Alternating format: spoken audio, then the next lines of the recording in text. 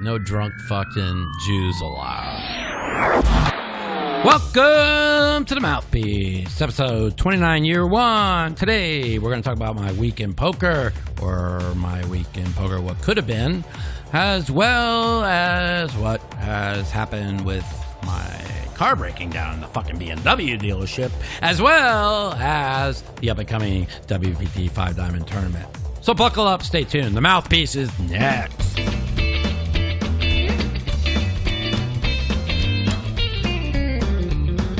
What up, everybody? It's been an interesting week. So it started off Monday. I had the invite to play day one of that 500-1,000 Rob's game on PokerGo. And the lineup looked absolutely amazing. And it was going to be, I think, 8-handed.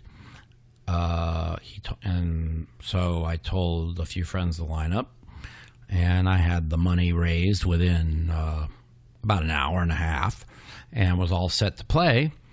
It was a good spot for me. I was just going to take a 10% free roll, which is like playing 50 and 100, a pretty juicy 50 and 100 game with no risk. I think that was a pretty good spot. You know, if I won 400,000, put 40 in my pocket, would have been all good.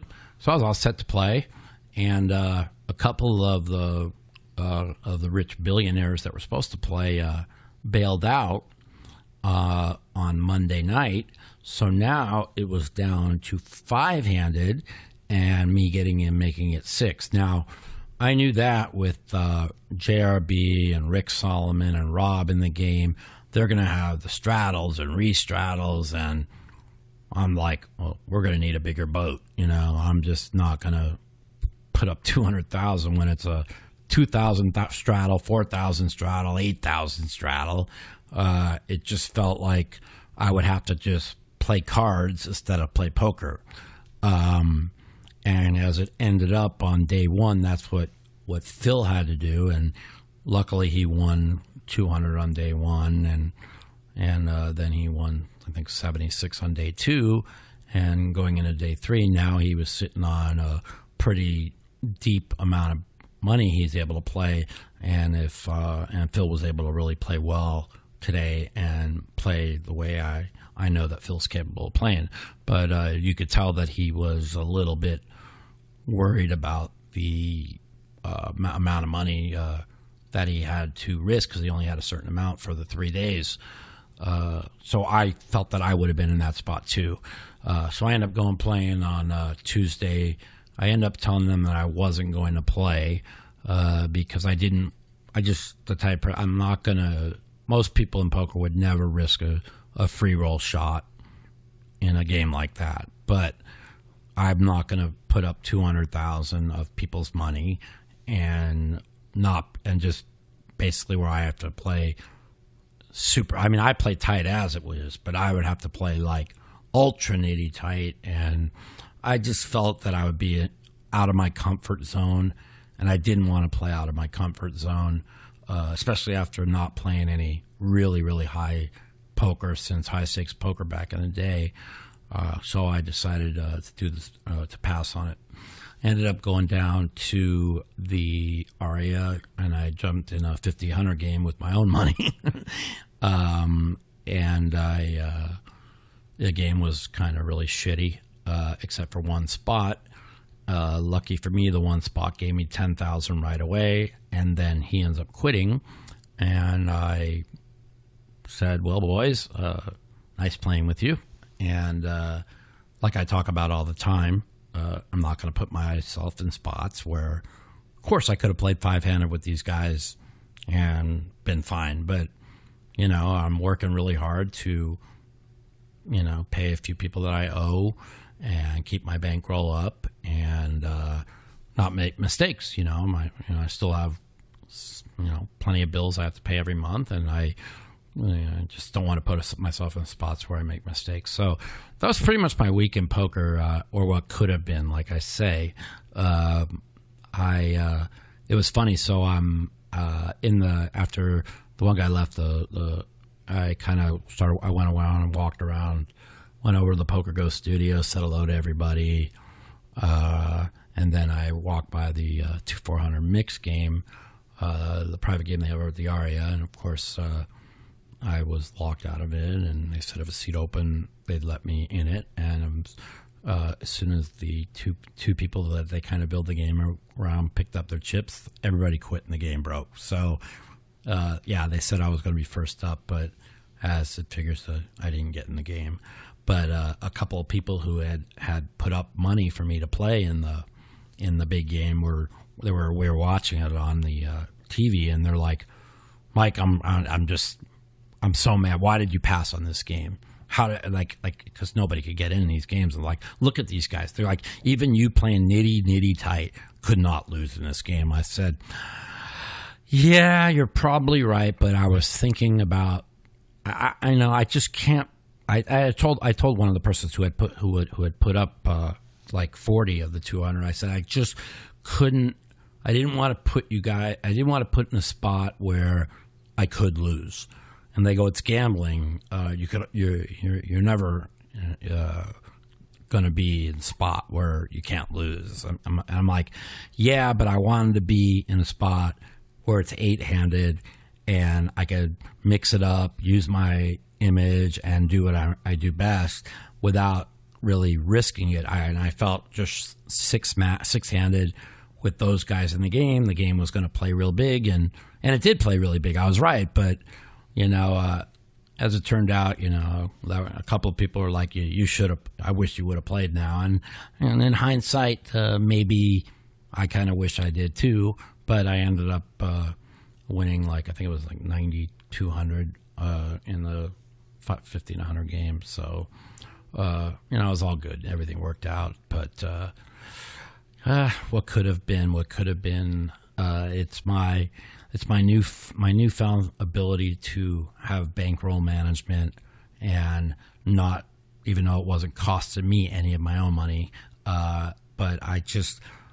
I don't want to lose people's money. If people are going to put up money for me, I'm going to win for them. And if you look over the last 3 years at the World Series, everybody has put up money. I've crushed it, and I won for them.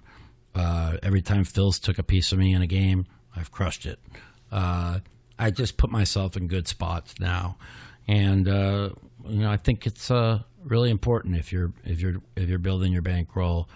And you've gone through a lot like I've gone through, is just to not make mistakes and try and put it in good spots. What happens if I get in that game and I lose 200? People will say, it's gambling, you lost 200. Well, are they going to stake me or put me up the next time? And I look at it that way. I want people to understand that when I'm playing other people's money, I'm going to always put them in spots where they have a better than normal chance to win. You know what I'm saying? Let's just say top player that wins 65% of the time, 70% of the time, whatever. I want to be in games where I feel like I'm 90% to win. People say, "Oh, Mike, you're talking out your ass. You're never 90% to win in any poker game. It's gambling." Well, I just I wanted, if the game's going to play bigger and it's 8-handed, it's way easier for me to, as it's 1,500 around.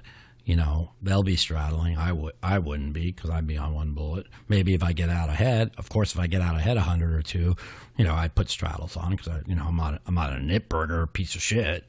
If I'm out in front, I'm going to gamble with them. But I just didn't want to be, and people feel like I'm not gambling with them and whatever. So I ended up passing on the game. Everything happens for a reason. So that was that. Then my car, which I had just spent $2,700 to fix about 2 weeks ago, a day after I had left there, a couple lights went on, and so I hadn't driven it in a couple weeks. So I brought it back into the BMW dealership, and the guy calls me today, and it's like $3,700 to fix. I'm like, dude, the car's worth $22,000. You just made me pay $2,700. Now you want me to pay $3,700. And so I think I'm just gonna turn the car in and lease a new car and be done with it, because I ain't giving them no $3,700. It's like a head gasket is out. They want $1,200 for that. Another tire. I just had 2 tires put on, and the thing is, I thought I paid for a lifetime tire warranty, but they said when my car warranty expired, that means my tire warranty expired. Anyways, all of a sudden it's been 3 tires, and on a BMW, tires are like $500 a piece. And the guy's like, "Oh, you need a new battery too." I go, "What's wrong with my battery? My car runs fine." A BMW battery is like $750. It's like about, I don't know, 2 foot long, 2 by 1, 2 foot. It's like, it's the stupidest looking battery anyways. I'm like, he's like, "It's showing signs of short on what." I'm like, "The car starts. I don't need a battery." So the guy got it down to like $1,700. I don't know what I'm going to do yet, but working my ass off trying to build up a bankroll, and I'm not going to put all this money in a stupid ass money pit fucking BMW. And that's been my week pretty much. With the 5 Diamond coming up at the first of the week, I want to make sure that I'm prepared for it. So I've got myself playing poker and got my sleep schedule right. And so these are the things that are real important to me right now. So going into the Christmas break, I'm all about poker and having a deep run in this 5 Diamond tournament coming up. And just in case, you guys, tournament starts Monday, WPT 5 Diamond.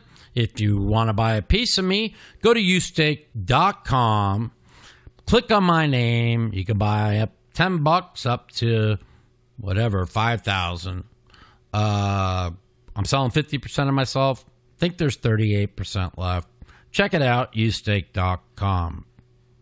Another thing happened to me today. I was supposed to play in this private game also, 50-100 no limit game, and I kind of got pissed off because they told me when I ended the game the other day that we would be playing Thursday, but they weren't sure it would be like 10 a.m. or 3 in the afternoon. So I woke up at like 10 a.m. and I texted, no answer. Texted at 12. They said, "We're not sure what time we're starting yet. I'll text you when we're going to start." Now it's 3:30. I text again, and the person tells me, "We're playing and you don't have a seat." And I kind of went berserk because I thought it was disrespectful. If the person would have told me a couple fish texted him, or a couple guys that were pretty live texted him, and they were in town and wanted to play, and if he would have just told me when I was texting with him all afternoon that you might not have a seat and I apologize for it, I would have been happy for it. But to not text me back and start the game and then tell me I don't have a seat, I thought it was way out of line and disrespectful, and I let the person know about it. But anyways, we've already talked afterwards, and everything's cool about it now. I just told him, in the future, if you tell me I'm in a game and something comes up where I'm not going to be in, just be honest with me. Just say, "Hey, I'll make it up to you. You'll be in next time," and just have integrity. I think it's very important in life and with people in poker and everything. When you're supposed to, if something comes up and just be honest. Don't just start a game and just tell me I'm out of the game. That's just kind of scummy, And but me and that person worked it out, and we're all good now. So, as you know, it's winding down the NFL season, and I'm out of the suicide pools, and my pick'em contest, I'm pretty much out of that too. 2 weeks ago, I took a shot because I was 72 points back, of going against a couple of line moves, which I knew everybody up at the top would be on, to try and make up ground. And I had a 1-9 week, and that pretty much ended. I had 4 points. That was 3 weeks ago. That ended my chance of winning the pick'em. So now it's basically about trying to win a weekly, $1,500 weekly, and I bounced back pretty good with 2 back-to-back 6 and 4 weeks, with my top picks winning both weeks. So, as you guys know, my pick of the week's now on a 2-week winning streak after losing 6 in a row. And we are now up to 5-9 on the year. Boy, it'd be nice to run out last 4 weeks and finish 7-9. Or wait, there's 17 weeks, or even though only 16 games, but there is 17 weeks, so I could get to 8-9.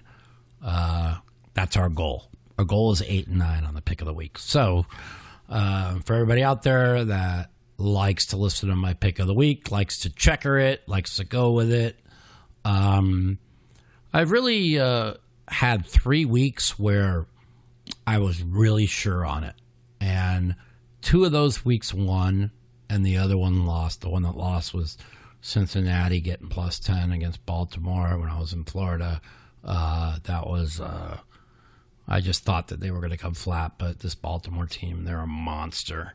And if I was recording this podcast, I don't know if I would have had Baltimore. I don't think I ever would have laid 17.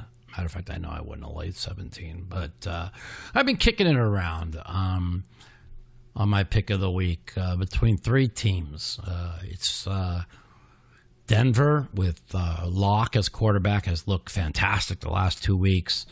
They are, I think they're 5-8 on the year, where they should 100% have 5 more wins. I mean, this team is literally the best 5-8 team maybe in NFL history. They've had 2 bad weeks. Other than that, I think the coach or they gave away 4 games in the last 30 seconds of a game. So I'm debating about going with them again, getting plus 10 against Kansas City. Now, Kansas City coming off the big win in New England. It's a letdown spot, but I think they know what I know of how good Denver is. It's a division game.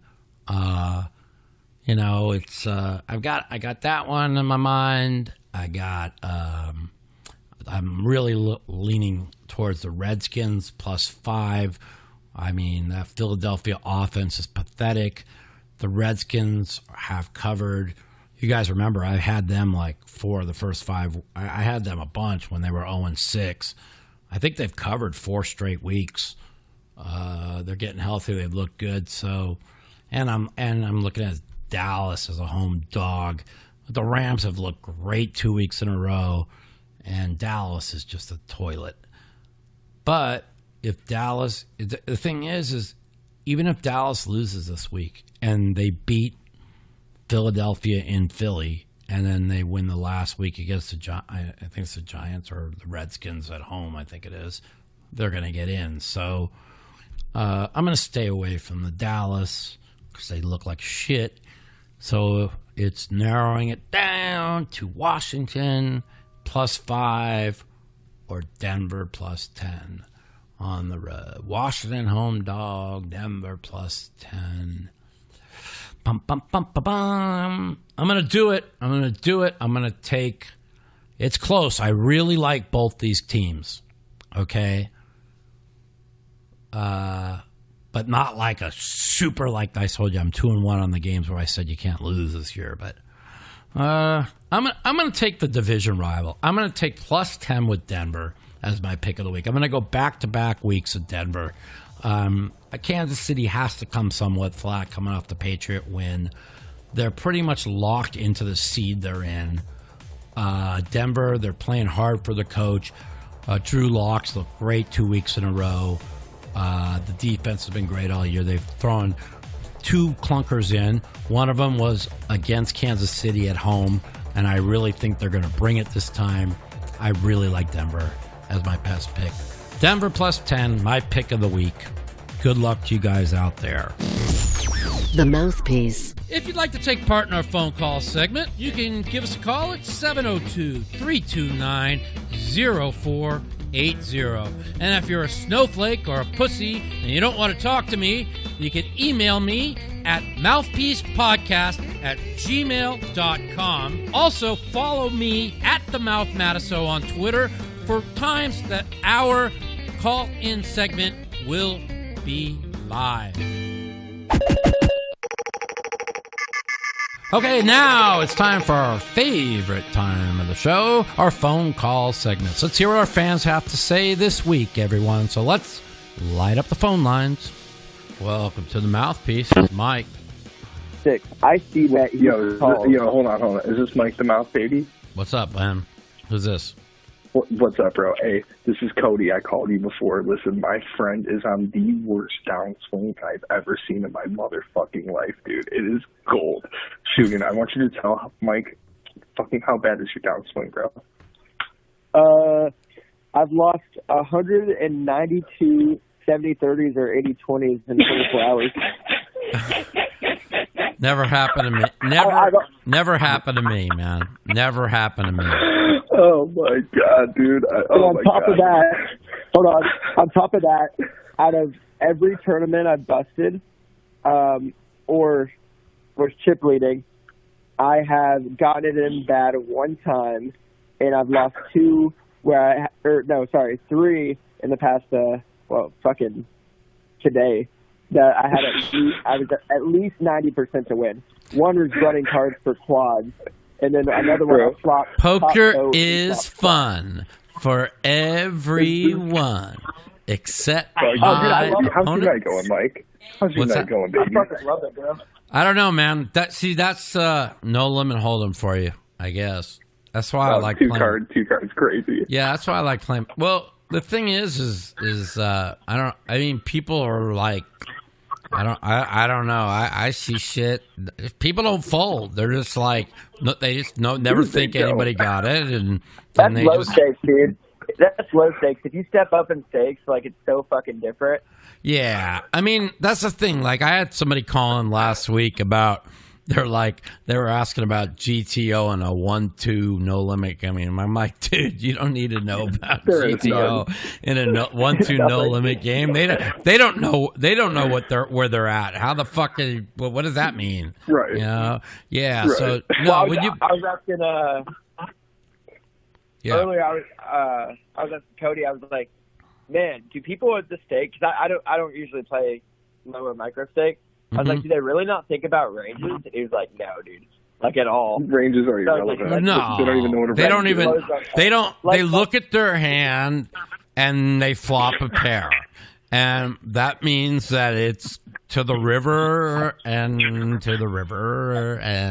then it's like it is what it is, man. It's pretty funny. Oh man, I got called for 75 bigs. All right, I had air, to be fair, but I was I 3-bet to steal. I happened to get called, so I was playing my range, you know. And the board was like ace, king, queen. Smashes my 3-betting range. Right. All right, so I decided I'm triple barreling. I already decided he has an under pair. So I triple barrel because I have like 400 hands with this guy, so I know him pretty well. Right. I triple barrel. It calls me down all the way with pocket 5. Well, yeah. I mean, that's it. If don't you know that if you 3-bet pre, this is the range they put you on. Oh, that's ace king. Oh, no ace or king. I have a pair, and I just call. That's why. There was an ace, a king, a queen, like a straight draw, a flush draw. Yeah. Well, maybe. Oh my God. Yeah, maybe you guys got history, man. Maybe the way you click. Maybe they have like software, like if you click like 1/2 of a millimeter too soon, that means you're weak, or too quick, that means you're strong. I don't know. To me, hey, Mike, I wanted to tell you one thing, brother. I just wanted to tell you one thing. What's I'll up, get man? off the phone quick. I know you're busy. Yeah. Fuck Doug Polk. Doug Polk's a bitch.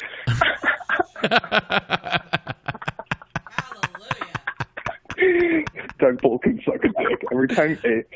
Every time you post your number on Twitter, I'm going to call and tell you that Doug Polk is a fucking whore. His mom's a whore. He's just a fucking clickbait. He's just a clickbaiter, man. That's all.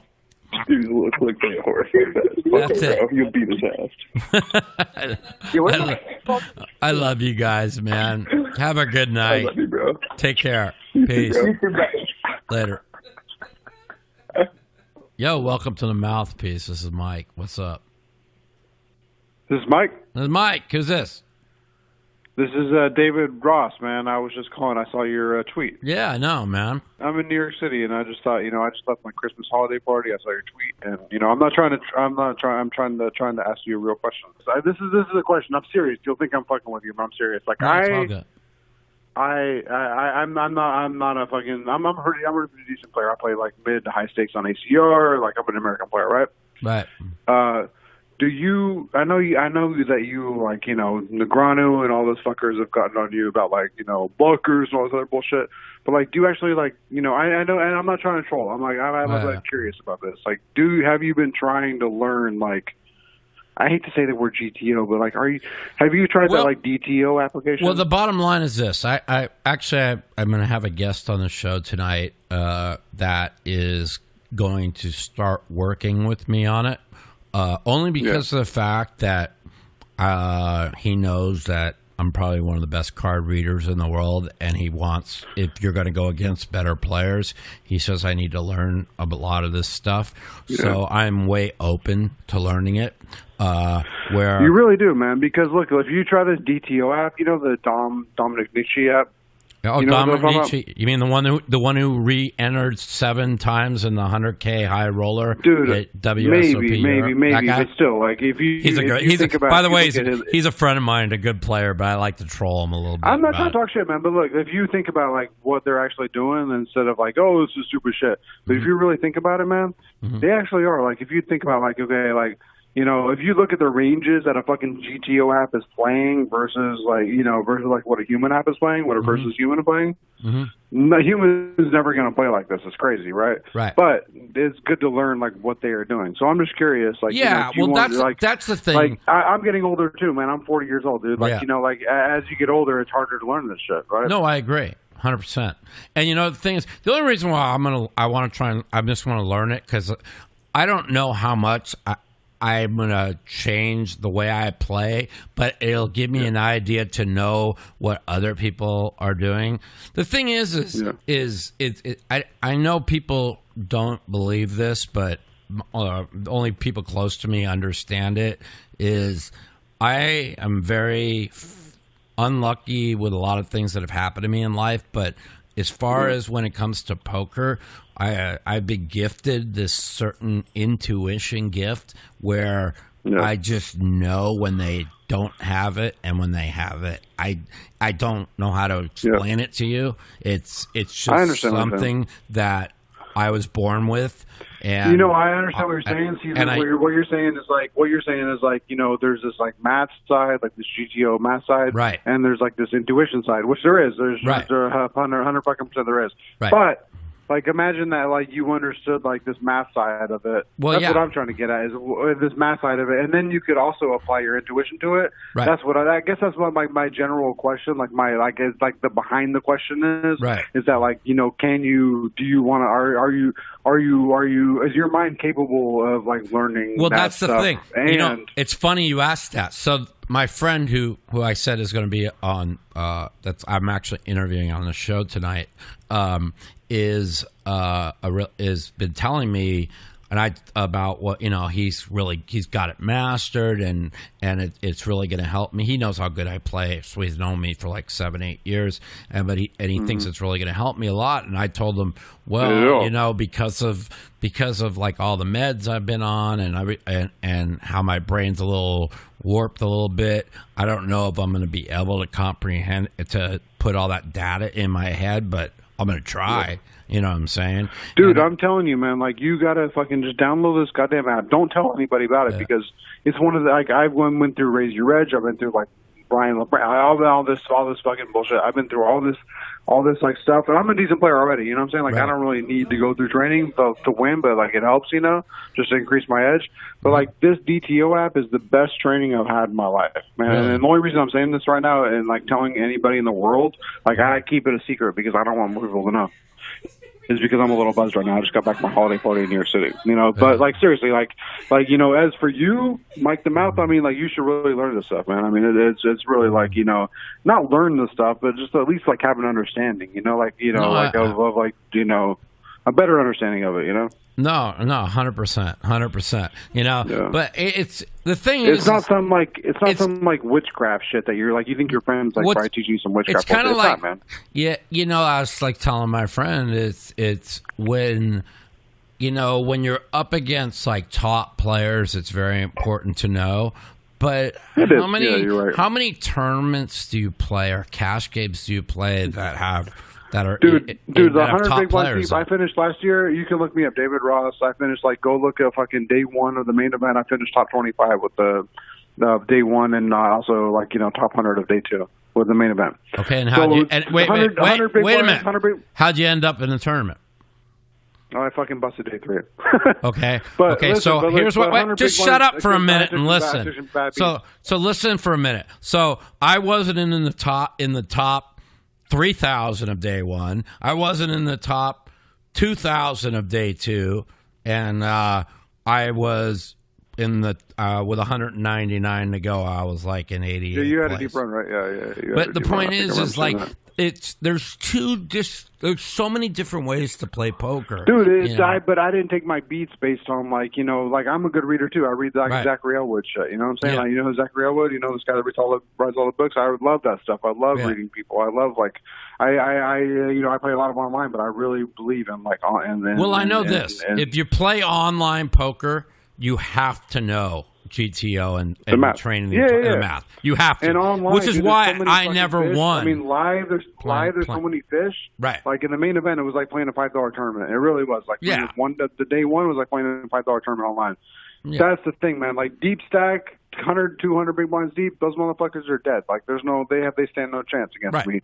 But when it comes to like 50, 60 big blind, 40 big blind poker, Right. there's a lot more luck in that skill, in there. Yeah. Well, And you need to be right. You're right. You need to be able to like super read those people. yeah, which you maybe have to. You definitely have to those feel. skills. You have to feel the weakness and feel. And the Yeah, thing yeah. is when you get in I'll be honest. Yeah, I now now that I've learned a little bit about what's going on online, it's the reason why I never won online and I never lose playing live. And so if I'm not. The thing is I don't see myself in the future playing online because of the fact I'm a degen. I can't go to bed. I can't quit. And I just I'm just a people person, and when I played a 50-100 game the other day, and I mean the very first hand I But see, the thing is, man, with like older like pros who like a lot of my friends are like they were playing like higher stakes back in the days. They don't want to go back to playing like $20 and $30 or $40 tournaments online. Yeah. So the thing is, man, you're playing like 10, 20 of those things a day or whatever. 10. Let's say you're playing 10 a day. That's like a soft schedule, right? That's Yeah. like pretty for an older guy. That's like for me 40 10 scheduled tournaments a day is pretty good. But like the thing is that you can win a shitload of money, man. I mean, you don't need to play, and also you're going to be a lot better at live poker. How many So, tournaments it's good, man. how many tournaments you think I played in my life? Live or online or both? Just everything. Everything? I don't know, like probably 20,000, How about 750? 750,000, 750. 750. Just 750 altogether. Yes. Oh, you don't play online, right? That's right. Yeah. Okay. And at the World Series the last 3 years, I played 52 tournaments. I cashed 23 and made 6 final tables. And guess what? I don't know dick shit about fucking about shit. I hadn't played a tournament in a year before the World Series. I just play the World Series, LAPC, and the Bay 101, and that's it. The point I'm trying to say is if you're going to play online, I agree with you. You need to learn all that stuff. But if you're not and you just play a few No, tournaments, there's so many fish live, dude. It's right? Like the ratio It's is just way higher. Yeah. And I'm one of the best mixed game players in the world, and it's like riding a bike to me. you're And mixed there's no Yeah. like I'll give you an idea. Somebody The thing is, though, is there as many fish that play mixed games as there is Hold'em and PLO? there is. The ratio's got to be much lower. There's right? more fish in No Limit and PLO, but there's also way more great players. Okay, so let's just say. But if I go play like the Colossus or a fucking 1500 double stack or whatever, there's not going to be like that many great players until I get to the final 100 people. Exactly. You're going to be playing against just weak bad players. Yeah, I mean, but in a mixed game, if I play a $1,500 mixed game or like PLO like Kylo or whatever, something like that. I mean, there's going to be some. There's going to be good players. Actually, the truth of the matter is like the higher you play, the worse they play. Like literally, if you get in, like when I play 1K, 2K mix, I mean, there's like 3 or 4 good players and like 3 complete, just people that are just spewing, that have no chance, or even in like 400, 800. Like the toughest games in mix are probably 40, 80. You know what I'm saying? Yeah. Like those guys are grinders, grinding for a living to pay their bills. So, it just depends. I just do well in mix, and lately the no limit games I play are ones like private games that I get invited to, where I could just play like a nit and just get paid. I know that sounds like crazy, but you know what? I learned it took me a while to figure this out, that poker's about playing with people who play worse than you. If you are always in a game where Mike, hold on, man, because the Uber guy, my wife left her phone in the car. Just hold on one second, okay? Sorry, hold on. I'm serious. Hold on. It's all good, man. The Mouthpiece. Okay, welcome to the Mouthpiece, my good friend, Mr. Tristan Wade. What's going on, buddy? What's up, Mikey? How you doing? I'm doing good, man. How's life going? Life's good. Just moved out to Vegas, playing poker, working on some other things, and life's good. Can't complain. Yeah, you ready to take down the 5 Diamond this weekend or what? Yeah, that would be nice. It starts the day after my birthday, so I'm hoping that would be a nice little birthday present going into Christmas that Santa Claus wants to deliver me. But you never know with these things. Just do my best and see how it goes. Yeah. So for a lot of people out there, they don't know who you are. I know who you are. Me and Tristan go back a ways. Tristan's one of the he's a great teacher of poker and a great player of poker, and right now he's working on a lot of things, teaching, coaching, and he's actually the one that's going to be doing the work with me on teaching me all this math bullshit that goes on in poker, even though he's convinced that he's going to make me unbeatable. So when he says that, I'm going to go with him. So tell everybody about what you've been doing and what you've been working on. Yeah, I've just been playing poker since college.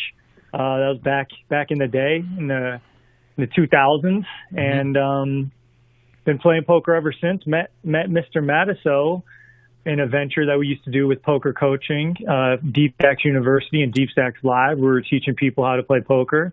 And, I'm still playing poker to this day.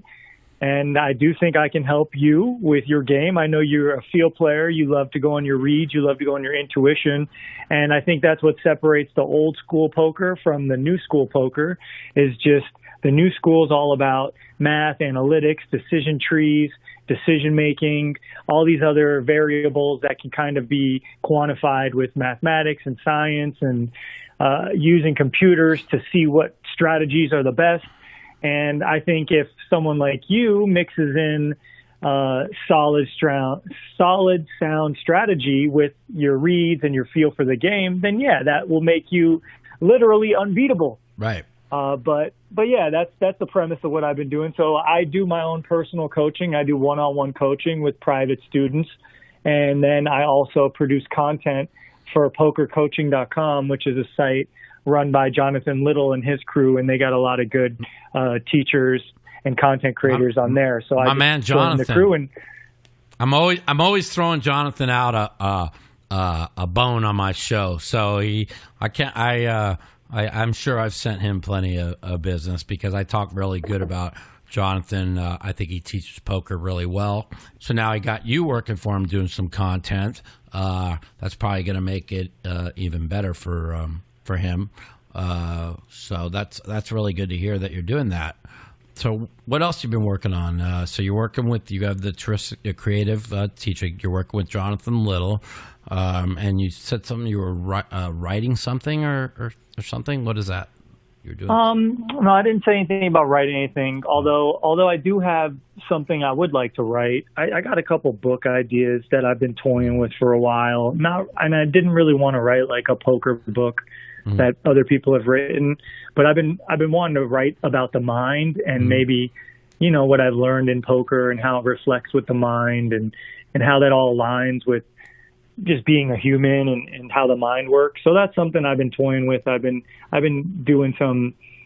jotting some stuff down with that, and hopefully, I can figure out the right way to take those ideas, because, I get ideas and then it kind of comes and goes. And sometimes I'm like, oh yeah, this is a great idea. And other times I'm like, I don't know, I got other stuff going on that will be better. But yeah, that's one thing. I just started managing an artist, a musician. Okay. That's something not many people know. I got a guy out of Houston who's a really good hip hop artist. He does singing, he does raps. And so I just started managing him, and in the next couple of years, hopefully we can get him really moving. And yeah, I just got a couple other things that are in the works. Hopefully I can get them off the ground and see how they work out. But I don't like talking about it too much because, I'd rather just do it and see how it works out than say I'm going to do it and not do it. So all the listeners out there, if you were to give some free coaching advice for 2 minutes or 3 minutes, what would be your best advice you could give to people that are, let's just say, an intermediate poker player right now? Okay, that's a good question. So I would say the basis of advice I could say is it all starts with your starting hand. And I know that's like a really easy thing to comprehend, but I think it's something that people really don't pay attention to, is what hands do you need to enter pots with? What hands do you need to 3-bet with? What positions do you need to play these hands? And I think just knowing when and where to enter pots is like half the battle, right? Because then you're avoiding all the hands you don't even need to be in, where you might be losing money or you're definitely not profitable with, right? And just go from that point. And the next thing I would say is understand the trends. Poker is a lot about the trends, and I know we've talked about this, right, in the last couple of weeks, is you got to see where the game is going. And people, there's kind of like thought leaders in our community where people are going to listen to these people and these specific players because of who they are in the community. And you have someone like a Doug Polk with his Upswing Poker that got a lot of people coming to his site in the last 2 years because of who he was 2 years ago. Right. And now you have other people putting out coaching and stuff. So I really think it's just good to kind of see where the trends are going and try to stay ahead of the curve, because poker is a really complex game. And if you can understand the intricacies of it and stay ahead of the curve, which is really hard to do because the game's getting more aggressive, the game's getting a lot more complex, the game's getting a lot more detailed with over betting and really putting in people in spots that they've never been. So I've been over betting since 2001, just in case you wanted to know. I remember Daniel brought that up to me about a year ago, about over betting big on the river with the nuts. I go, Daniel, I've been doing that since 2001. I mean, so a lot of the young kids never did that, and because they wanted to get paid. But when it's also about balancing. When you over bet big on the river, when you got the nuts, you got to make sure you over bet when you make the big bluff too. So I think it's real important to know those things. Yeah, and then we're also seeing the game's changing too, with now over betting on a turn is now like a thing where 5 years ago, people never really considered over betting until the river, or like a pre-flop over bet was, someone makes it 6x over a raise or something. You're just like, oh my God, what's this guy doing? Right. So yeah, I just think things like that, the trends and how people adjust, knowing your player types and those type of things, because some people are going to try to learn these new concepts and never know when to apply them. They're not going to have the right application. And that's just the beauty of poker is like someone can play how you used to play in 2003 and someone can play how you play today, and they both can win.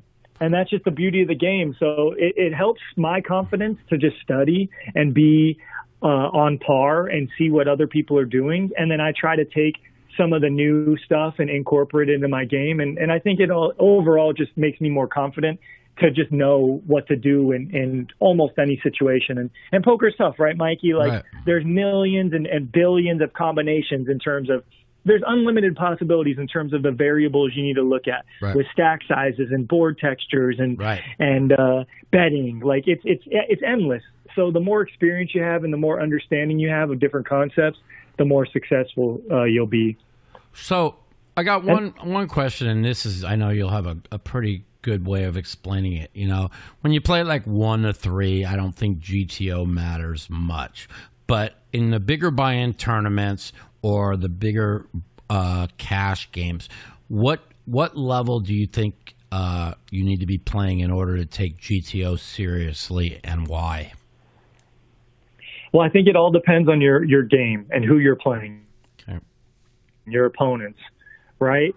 So, I mean, GTO strategy is going to be best when played against other GTO players. Right. If you're not playing against people that are playing GTO, then you're going to be playing more of an exploitive strategy. Right. So I think GTO is a strategy that can win. Like a GTO strategy is like a solid, sound fundamental strategy. It's going to win no matter what. Right. In my opinion, because you're constantly making winning plays. You're constantly like taking in the right information and analyzing it appropriately. But yeah, in these big games that you see with the world's best players, if you're not playing a GTO strategy for the most part, I mean, obviously you can step outside and do different things at different times. But if you're not playing a GTO strategy, you're going to be a big dog in the long run. And now, granted, some of these games might only be 6 or 8 hours, and you can eke out wins here and there. But if you see these same opponents night after night, you're going to get your teeth kicked in eventually if you don't really have an understanding of how to structure your ranges, how to attack weak ranges, how to set up pots and bet sizing.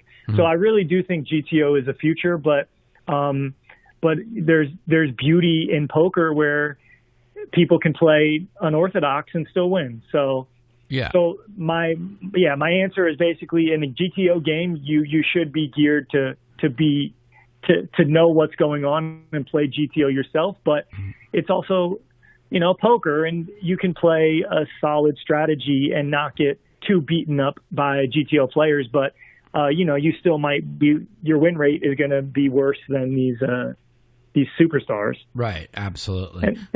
And that's just however you want to quantify it in terms of like big blinds per 100 hands or buy-in or whatever you want to say. You're definitely going to be losing in GTO games against GTO players if you don't understand and battle in that same sense.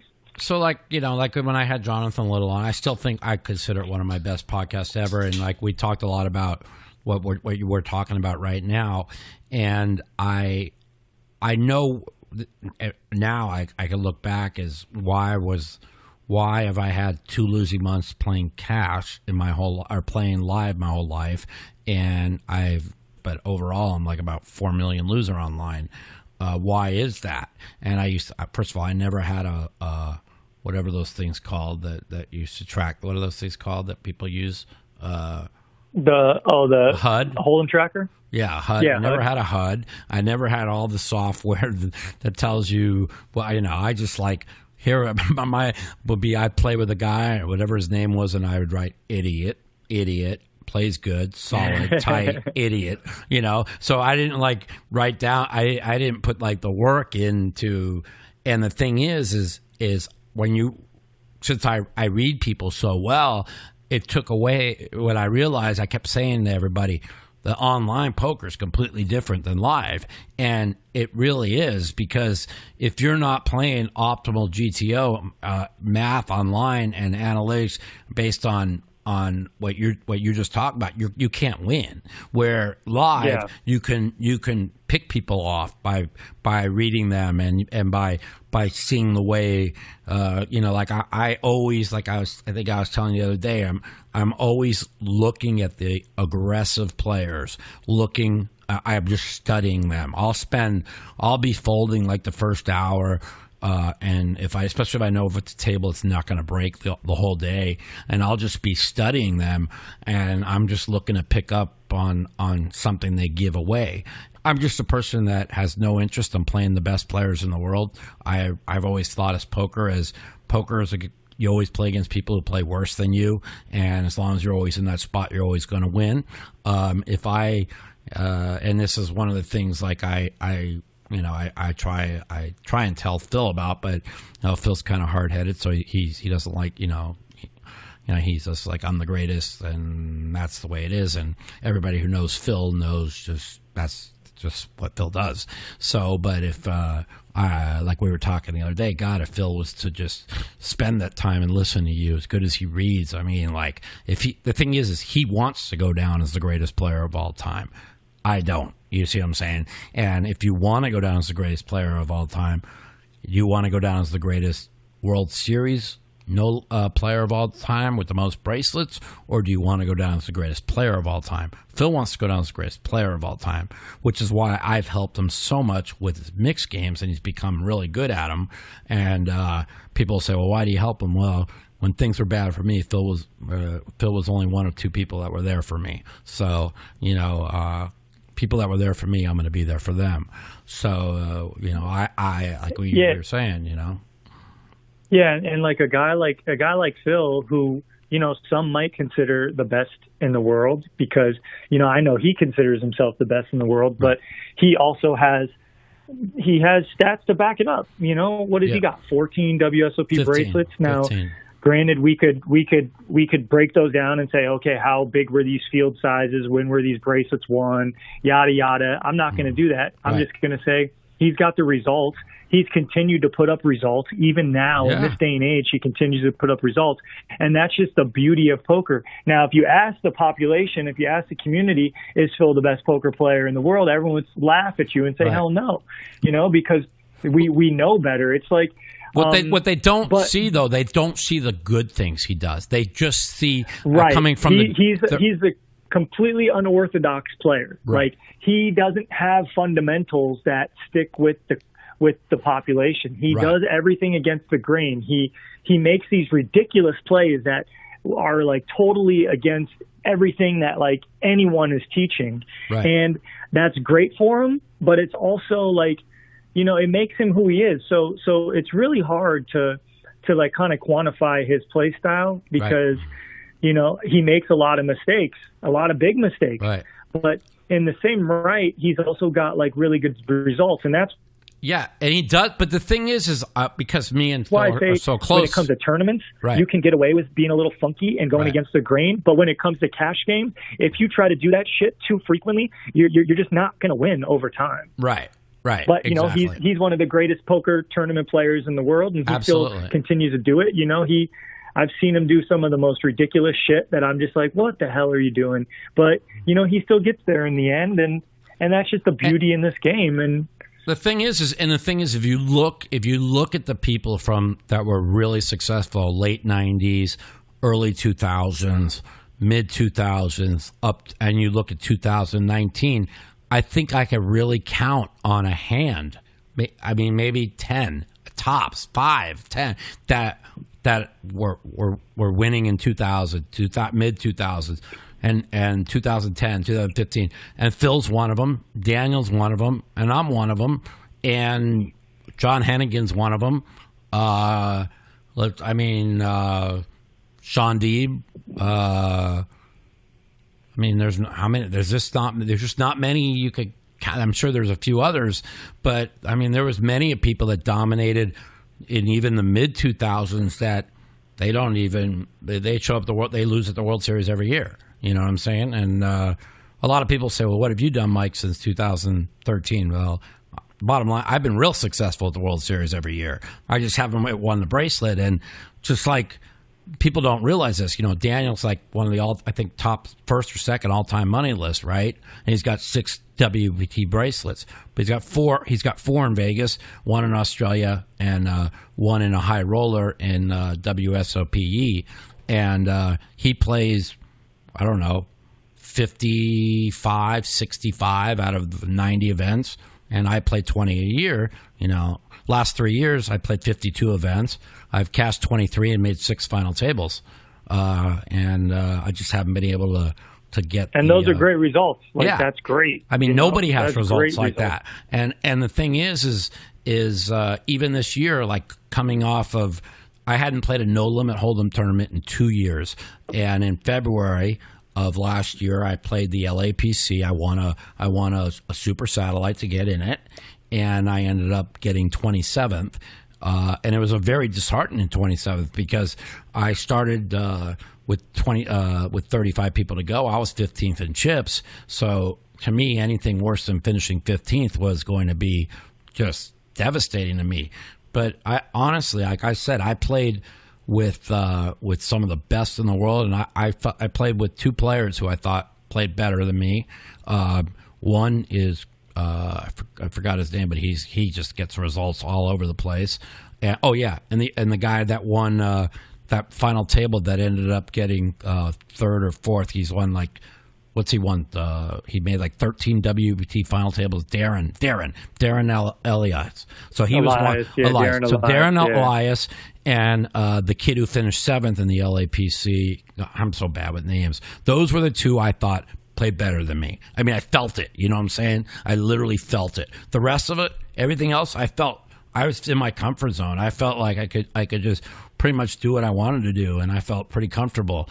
And so going into the World Series, I said I was going to play more no limit. As it ends up, I ended up not playing more no limit. I ended up playing 3 no limit tournaments because it ends up I'm such a great mixed game tournament player and cash game player, and you just don't get to play the big mixed game tournaments just only at the World Series once a year. So you just love playing them, and even as much as I wanted to play more no limits, like the Colossus and there was just so many people that the Big 50, like I had that on my schedule, and then when I saw the lines, people were sitting to get into them. There were lines, not just lines of people for everybody out there that don't know. They were sitting in the ground in lines like for 200 yards long, and I'm just like, and it was like a nightmare down there, and I'm just like, I'm not going to waste 5 days in this fucking shitty turn. I got mixed game tournaments to play. So I do end up playing, I draw like one of the toughest table in the 3K shootout, and Daniel's like, oh, you got no shot against any of them. I guarantee you got no shot. And when it was all said and done, I was 3-handed with the chip lead, and I was playing against one of the German guys, really nice, Remco, what's his name? You know who he is. Anyways, Rainer Kemp. That's it. Really super nice guy, right? And I made this big raise, and he raised, I re-raised, and he called, and the flop came like queen high, and he checked, and I think I had ace king, and he called, and I just said, I knew he had a queen, right? And now on the turn, the board was like queen jack 8, and he checked, and I moved all in, and he literally was tanking for 3 minutes. He had queen 8, he turned queen, he had queens and 8s, because he knew how I set up my image and how tight I played. But he also, they never saw how I started mixing it up, and how I got those chips, started moving those chips up. And it's like he told me, if he doesn't catch the 8 on the turn, I win the pot, which I knew that. You see what I'm trying to say? And so I ended up getting 3rd in that, and I was kind of disappointed because, when Daniel said I couldn't win my table, that put me on more of a mission to win my table. And I played against, let's see who else was at the table. And just to say something real quick about that hand is funny because, with your tight style, he didn't understand your range. Right. Like he thought your range was super tight. So if he doesn't hit an 8 there, against any other player, when he hits the 8 there, it's a gin card. He knows. He like, just said it. He said he's always Mike continuing against. Yeah, but against you, he was just like, wow, this guy's moving all in. Like I really don't know his ranges. Right. And that's the beauty of just playing an unorthodox style. Right. But yeah, he still found the call because he knew he just had a strong hand. He really couldn't. Yeah, and there was another superstar. It literally had like 4. I couldn't draw. It was probably like on on paper. It was a 9-handed, and 5 of them were 5 of the top 15 players in the world. I mean, I forgot the other 2. And when Daniel said I couldn't win it, I mean, now, now I was on a mission. So the bottom line was I knew he was never. I raised the button. He called out of the big blind with Queen 8 off. And then he called on the Queen Jack flop, and it came 8 on the turn. He checked, and I moved in, and you're talking about me moving in for a big amount, and I had never risked more than maybe 3 or 4 big bets in any pot the entire 6 hours we were playing together. So you could understand when I moved in why it took him so long to call. And he was scared. He legitimately told me that he hated the call, but he said he just, because of 3-hand, he just can't because of the situation. But yeah, his hand's just too strong. My read was right. If I thought that he was weak pre-flop, and I didn't think he had 9-10, and I felt like he did have a queen when he called me, and I just thought he could not call an all in. And he told me afterwards that I played amazing, and that if he doesn't hit an 8, I was going to win it. And it ended up, after he won that hand, he ended up winning the table about 2 minutes later. So I was a little upset about it, but I liked the way I played. So I came off the LAPC playing good. I liked the way I adjusted in this shootout. And one question for you. One more question. What's the very first step for someone understanding GTO? Daniel claims it's knowing how many combinations of ace king are out there. What do you start with teaching field players GTO? What would be your starting point of teaching field players GTO? My starting point would be ranges, like determining what range you're going to play and what range you're going to be up against. Because that's where it starts. It all starts with a range, and then as the board comes out and the betting starts, now we can start removing hands from the range and getting more information to dissect the range going into the turn, then even more information, and then going into the river, and then having all the information at the river to make a calculated decision. So the combinations and then that kind of stuff, it's good to know, because you can get to the river and then count the combinations and say, okay, he's got this many combinations of sets, this many combinations of 2 pairs, this many combinations of flushes, whatever. And then these are his bluffs. And then you can kind of make an educated guess by saying, okay, there's this many value combos and this many bluff combos. So yeah, it is helpful to count the combos when you get to that point. But I think you need to first understand the range of your opponent and yourself before you can even think about counting combos. Right. Well, yeah, because Daniel was trying to, I was up all night one day, and when I'm up all night, my brain doesn't those days are over, by the way, because I finally realized about a year ago that no more long sessions. My body just can't take it. So I haven't played I've only played one long session in like a year and a half. But so I was up. He was trying to explain to me combos, and my brain was like going so slow. But I'm sure when we work together, I'll be rested and I'll be able to understand what you're saying. And I just think, I mean, I don't know. There might be people that could read better than me, but my feel and my intuition of when they have me beat or when they don't is just unbelievable. And what it is like when I got cheated out all that money on UB back in the mid 2000s, it took away my ability to pull the trigger and to follow my intuition. Now that I haven't played much after my injury, and it was like I played like very little no limit for like 3-4 years, I'm not thinking anymore about, are they going to call me when they pull the trigger? Because that's all I used to think about, because I got cheated out of all that money, and when they were seeing my cards in the UB scandal, I all of a sudden I lost my confidence. But now I'm using my intuition, I'm exploiting it, and it's just been beautiful. And if I just add like what you're trying to teach me to this, I honestly believe if I decide I want to work and become one of the top 3 no limit players in the world, and if I learn, I will be.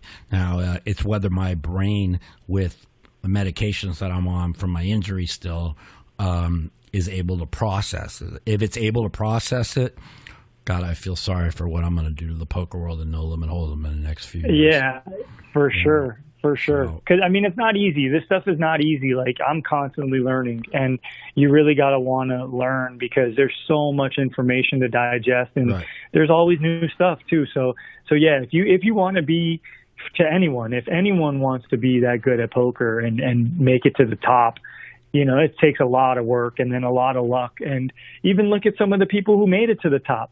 Yeah.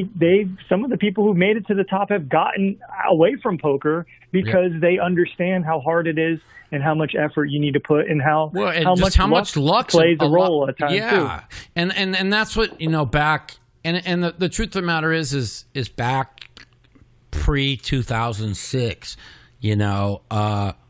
I didn't have to worry about how much I lost or gambled away in sports, because I was that much better than everybody else, And when people started getting good, I actually gave them way more credit than I probably should have, and that's one of the bigger mistakes I made.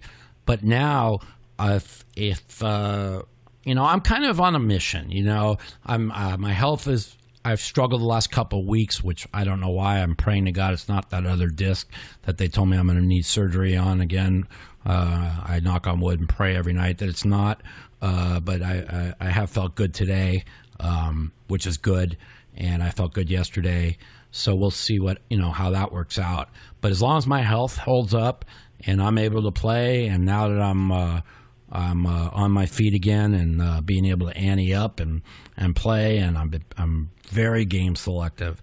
And one of the things, like a little bit of advice for people out there that are struggling bankroll wise, something that I used to never be able to do, which is control my ego, sit in any game, and because I'm just that good in mixed games and everything.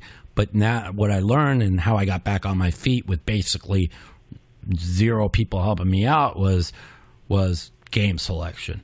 Always putting myself in spots that the games were perfectly suited for my bankroll. In other words, maybe it had two people that were going to lose a lot in the game, and the rest were pretty solid where I knew where they were at. And so I would play and pick up wins and small. It all became about stringing wins together. You know what I'm saying? And it wasn't like hit and run wins, but it was about playing in games where I was way bigger favorites than you would be in a normal everyday game. And so, one of my advice to people who are out there, a couple people actually called in the show. They've been running bad. What kind of advice I gave them, and that's kind of the advice I gave them is. And they go, well, how do you do that? Well, it took me a long time. It took me like 49 years to figure out, you know what, Mike, if, if things aren't going so well, what are you going to do? And I finally, I finally learned bankroll management, money management, and game selection. I've been saying it for years. You give me a guy who's got a C game at all times, that doesn't tilt, that has game selection, over the top player in the world that will play for 24 hours and has no game selection, and I'll take the guy with the C game all day long to make more money than him. And it will. It's just that's the way it is. You know what I mean? But now I take myself my game selection, my money management, my health is better. I now put that together with what you are going to help teach me, and I hopefully pray to God I stay healthy, and I think I'm going to become a monster again, you know, and I hope I do, you know. I know I will. For sure. In fact, you know. For sure, absolutely. So, you'll only get better. It's not like you're going to get worse. This will only help you, and you just got to fit it to your strategy and fit, you know, use it accordingly.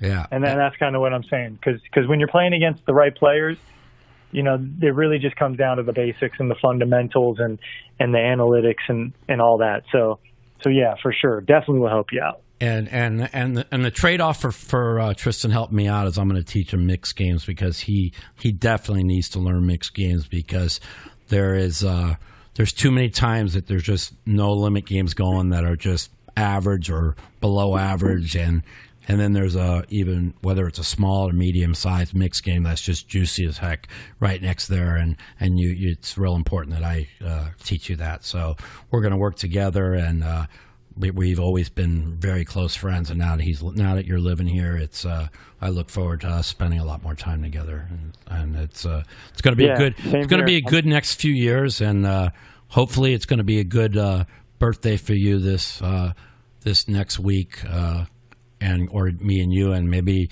Jerry said, she goes, well, maybe what if you and Tristan end up playing together? I said, if me and Tristan end up playing together, it's going to be I hope it's at the final table, and we get first or second. Well, that would be sick. That'd be too much, man. That would be like the icing on the cake. So that'd be a dream come true, man. That would be. It really would.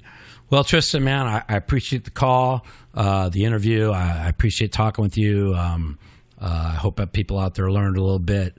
And I want you to go ahead and plug your site that you're teaching at and everything right now, and go ahead and tell everybody again what that is. Awesome. Yeah. So I'm Tristan Wade. You can find me at creativecoaching.com. Creative Coaching is my private coaching service. And you can also find me on pokercoaching.com, where I am a newly content creator, teacher there. And there's a lot of good information on there for amateur to intermediate players who really want to learn. Even GTO stuff is on the Poker Coaching. They got a ton of stuff on there. So yeah, follow me. I'm Tristan Cre8ive on all social media if you want to look me up. And I also have a newsletter I put out periodically. I would say weekly, but I don't always do it every week. But you can sign up at creativecoaching.com for that too. So appreciate the time and the platform, Mike. Love what you're doing, and I love your grind, buddy. You got it, my man. And thanks a lot, buddy. The Mouthpiece. Well, I hope you all enjoyed episode 29, year 1 of our podcast. Stay tuned next week for episode 30. And don't forget to visit usteak.com. Click on my name and buy a piece of me in the WPT 5 Diamond. That starts on Monday. Have a great week, everyone. The Mouthpiece.